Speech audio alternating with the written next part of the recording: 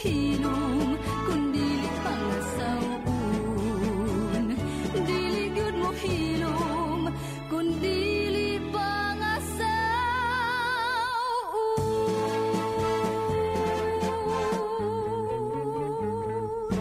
Our radio station, Radio Natin. Serving the Philippines. This is MBC Media Group's Radyo Natin Nationwide, a member of the KBP. Radio Natin Nationwide. Daghang tao ang nanibasog sa pagpakabuhi dinhi sa yuta. Apan may mga tao usab nga nanibasog aron pagdugang pa sa ilang bahandi nga mahimong monumento sa ilang kalampusan ug kadungganan. Apan nasayod ka ba nga may mga butang nga mas labi pang bililhon kaysa sa lapi ug kadungganan? Nga matud sa ato Ginoong Hesukristo, maghatod kanimo ngadto sa kinabuhi nga walay katapusan. Ug diriyot lang ang nasayod ug nakakaplag niini. Kini si Ben Baclayon magdapit kanimo sa pakiguban kanako sa mosunod nga katuan ka mga gutlo sa mga awit ug pulong sa pagdasig nining tulumanon, Paglaom alang kanimo.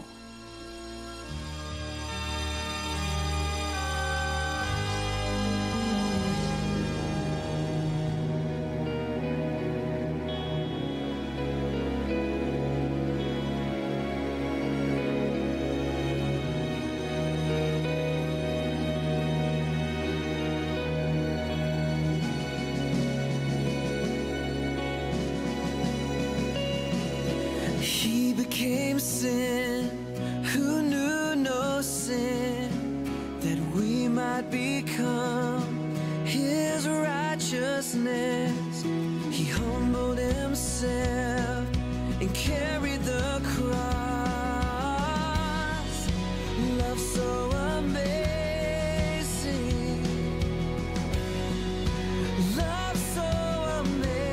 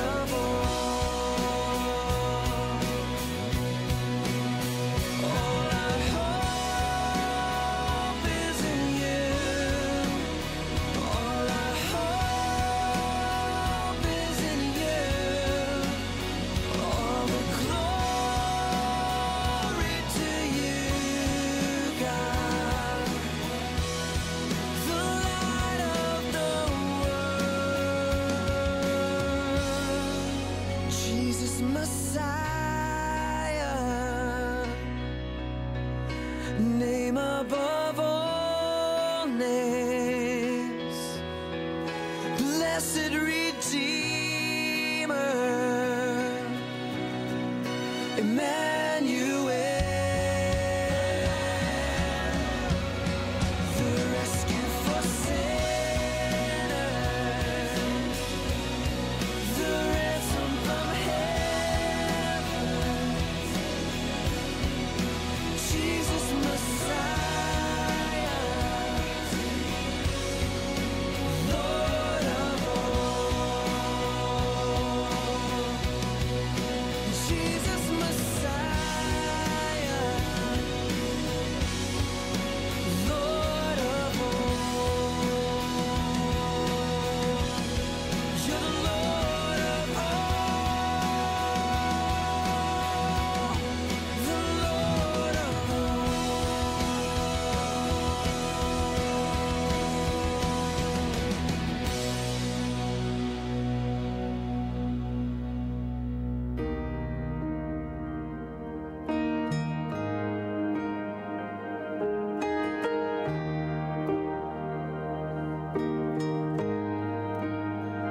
How great the chasm that lay between us, how high the mountain I could not climb.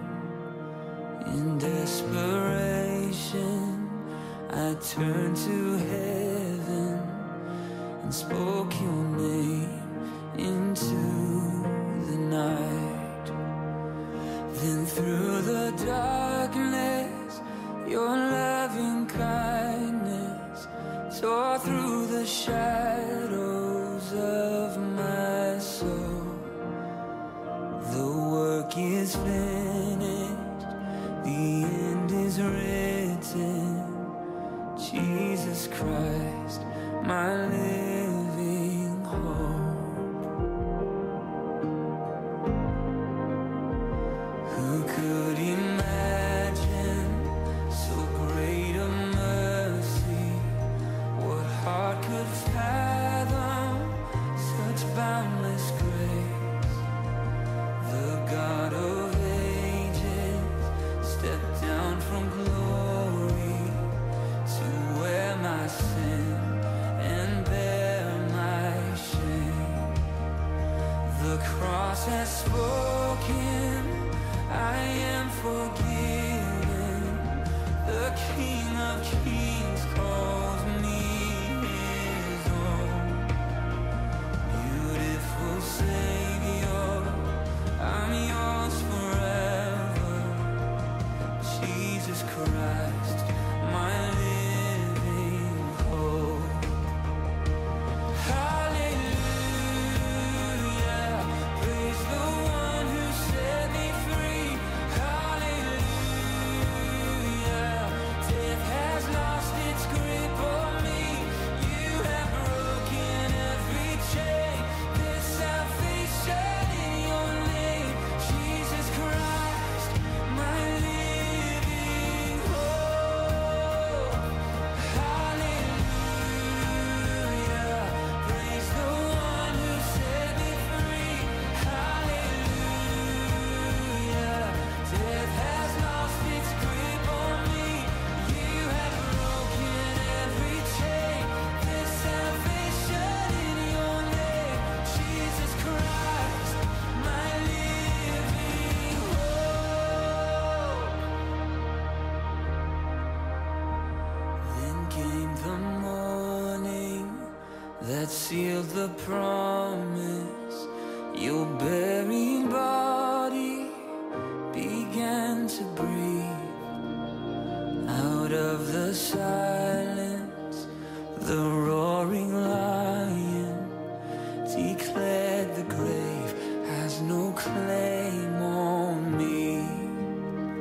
Then came the morning that sealed the promise. Your buried body began to breathe.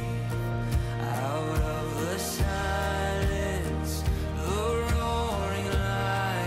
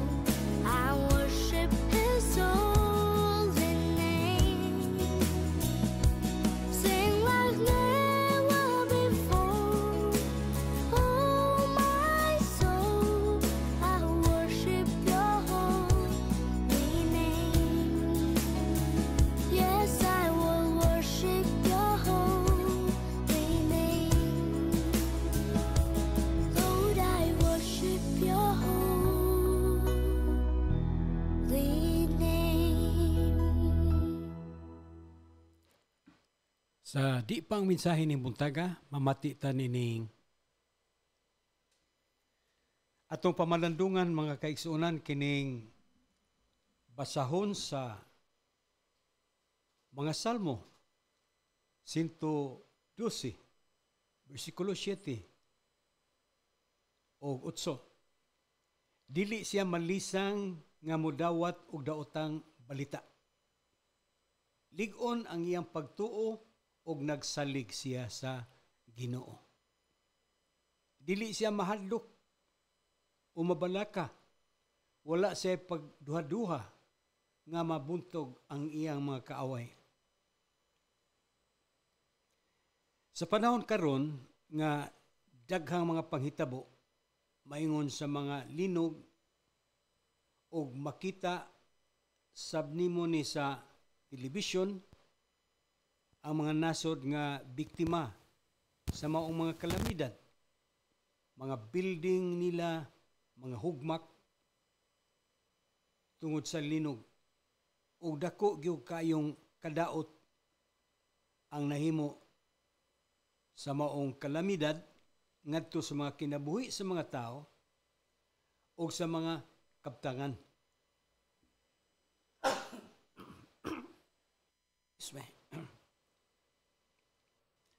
Og ang mga nakakita sa maong panghitabo, dili kalikayan ang pagbatig kahadlok og mga kabalaka sa gihuna-una nga mahimong moabot o mahitabo sa ilang dapit.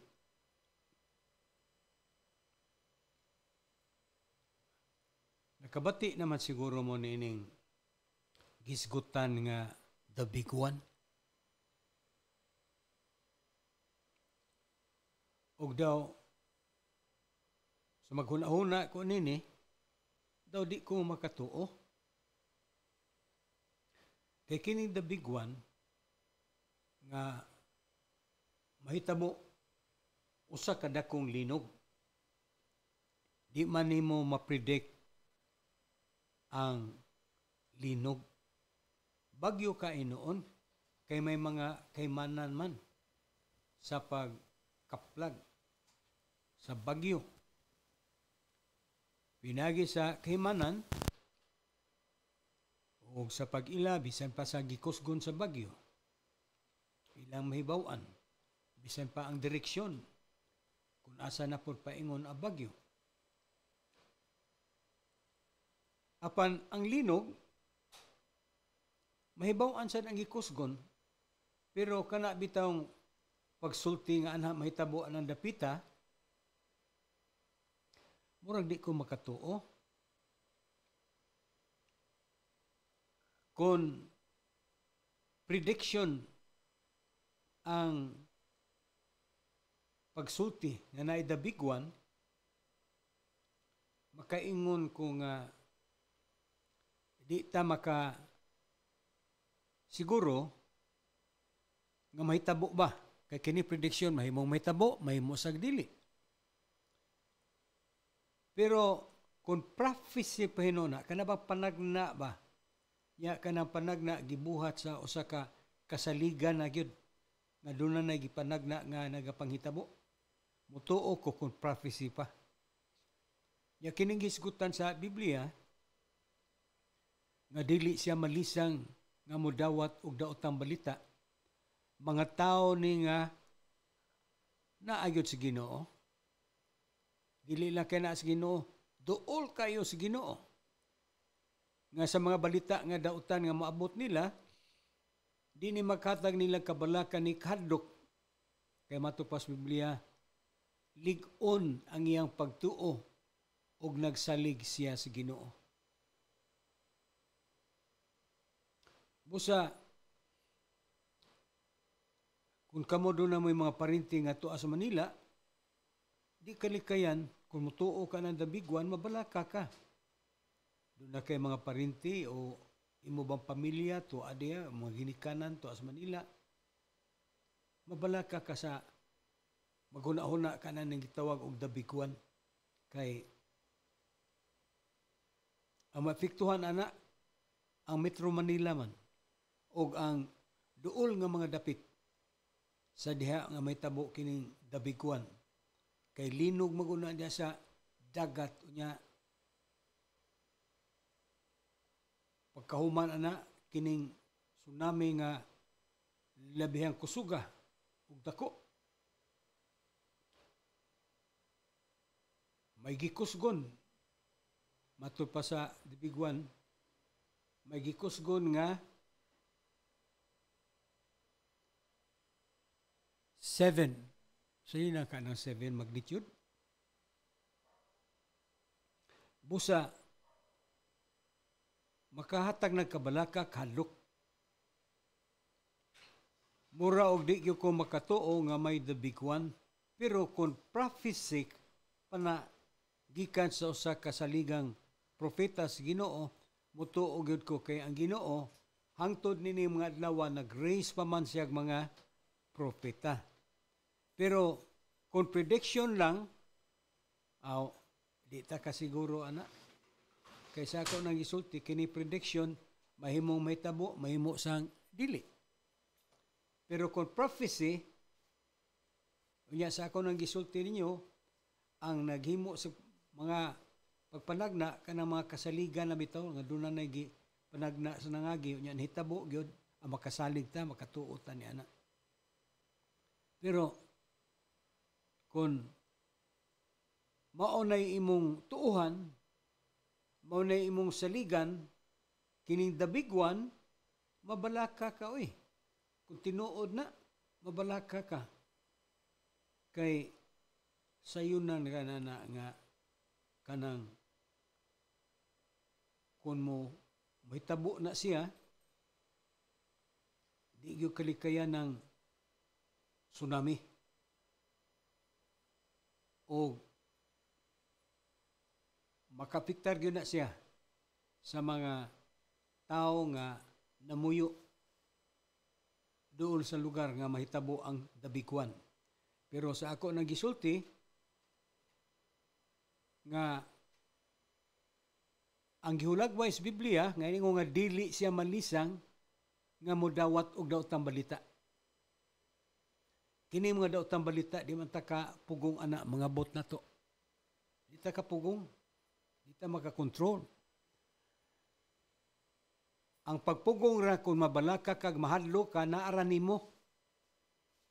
Busa nag-ingon ang Biblia nga dili siya malisang nga modawat sa daotang balita. Nganuman kay lig-on ang iyang pagtuo ug nagsalig siya sa Ginoo. Sa ato pa tungod sa iyang pagsalig sa Ginoo ug sa iyang lig-on gyud kay pagtuo, naa man ang the big one, pero nagtuo siya nga dunay kasulbaran, dunay pagtabang sa Ginoo sa maong problema. Kay doon naman siya nagpanghitabo nga dito sa Mindanao, katong bisita na mo, dihay tsunami. Unya siya ra ba ni atong tunguran nakatuog siya? Basta kalit na kayo. Ihapak kayo ang dako kayong tubig. Unya siya nadas tubig. Pero kay matud pa niya taas man siya og buhok, ang iyang buhok nasangit sa ilang hagdan. Moto'y nakapapugong niya nga wa siya mada kay paghapak sa tubig, mubalik man sana. Mubalik na. Gikan sa dagat, mubalik sana paingon sa dagat. Moto nga pag balik sa tubig, wala siya mada kay ang iya laging buhok dito sa hagdan na murabag na lambol ba? Busa doon nagapoy pagtabang sa Ginoo, no? Nga kung mahitabo kini mga butanga, ang Dios buhi og dako nga magtabang kanato. Nasa paagi. Kung mahitabo man na doon na si paagi unsaon pagtabang alang ni adtong mga tao nga may pagsalig, may pagtuo kaniya. Paragod atong mga Israelinhon sa diha nga mutabok na ta sila, gibuhian sila ni Paraon, no?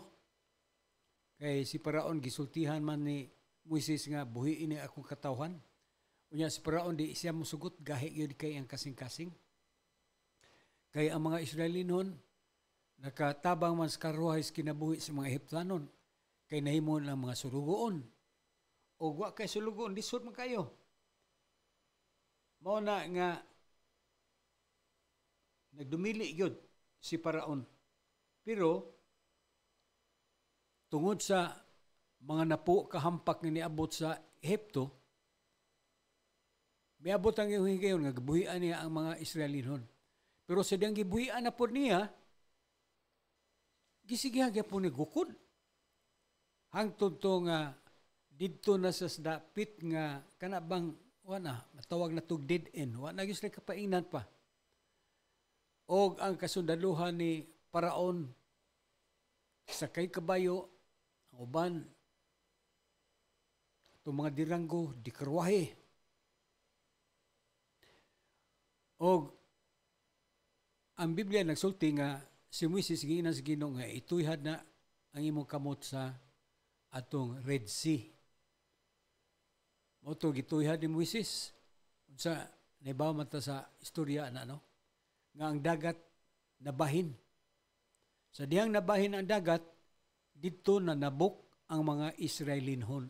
Gahom to, paagi to sa Ginoo sa kaluwasan sa iyang katawhan nga pamatyon sa mga sundalo ni Paraon. O tuod man, nakalata sila. O sa diyang nakatabok na gid sila, misunod sa ning mga sundalo ni Paraon. O sa diha nga misunod na ning mga sundalo ni Paraon, nibalik na ang dagat.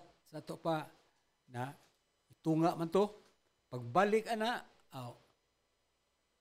nga lumos sila. O gani, doon na pa'y mga kanang mga nagsusi ana, kung kana bang istoryahan, tinuod ba yun? O tinuod na mga igsuon, dili na hinimo-himo. Kay nakakita sila dito o kanang mga ligid sa karwahe. So yun na, kapila na katuig ito nitabo. Naapagya po mga ligid sa karwahe. Nagpakita na sa kaluwasan sa Ginoo ngadto sa mga katawhan sa Ginoo. Busa, kung mahitabo magyud ng gitawag og the big one, unya ang tao nga nagsalig sa Ginoo, dunay relasyon sa Ginoo, tabangan siya. Mao na nga dili ka matupas Biblia, dili siya malisang nga modawat og daotang balita. Kanang the big one, dautan man ang balita, di ba na dautan nga sa diha nga mahitabo na maghimo man nagkadaot sa kinabuhi og mga kaptangan. Pero kung ang imong pagsalig na as Ginoo, ang Ginoo ray mo tabang nimo unsaon nimo paglingkawas sa mga problema. Busay gala, salamat sa Dios nga dili pa ulahin nimo ang tanan. Makahimo ka sa pagduol sa Ginoo bisan paninintak naa, imong itugyan na imong kinabuhi aron imong himuon siyang Ginoo manluluwas sa imong kinabuhi.